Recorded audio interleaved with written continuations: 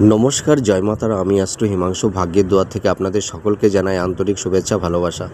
দেখুন, আমরা অনেকেই আছি যে বাড়ির পুরনো জামা কাপড় আমরা কি করি, মানে অনেককেই আমরা দিয়ে দিই, কিন্তু আমরা জানি না যে নির্দিষ্ট কোন দিনে ওই পুরানো আমাদের যেসব ব্যবহৃত যেসব পুরনো জামা কাপড় আছে কবে দিতে হয়।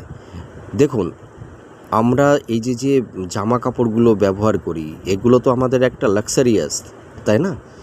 তা আমরা যদি মানে একটা নির্দিষ্ট দিনক্ষণ দেখে না দিই, তাহলে কি হয়, মানে আমাদের জীবনের মানে আপনি যে আপনার জামা কাপড়গুলো অন্যকে দিয়ে দিচ্ছেন, তার মানে কি আপনার লাক্সারিয়াস জায়গাটা, অর্থনৈতিক জায়গাটা, আপনার সুখ শান্তির জায়গাটা অনেকটাই মানে নষ্ট হতে থাকে, ঠিক আছে?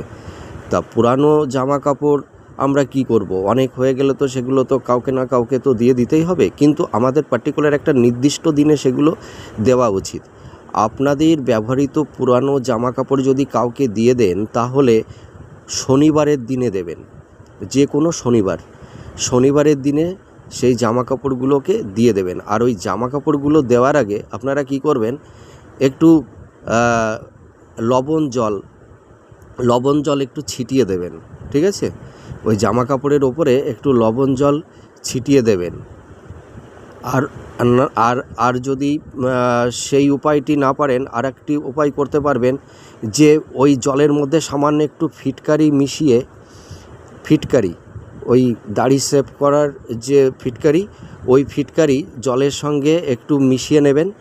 ওই ফিটকারি জলটাও ওই পুরনো জামা কাপড়ের উপরে ছিটিয়ে দিয়ে তারপরে আপনি যে কোনো শনিবারের দিনে দিয়ে দেবেন। তাহলে আপনার কোনো ক্ষতি হবে না, মানে আপনার লাক্সারিয়াস জায়গাটা কখনোই নষ্ট হবে না। আপনারা এই টোটকাটা করে দেখুন, ভালো থাকবেন। জয় মা তারা।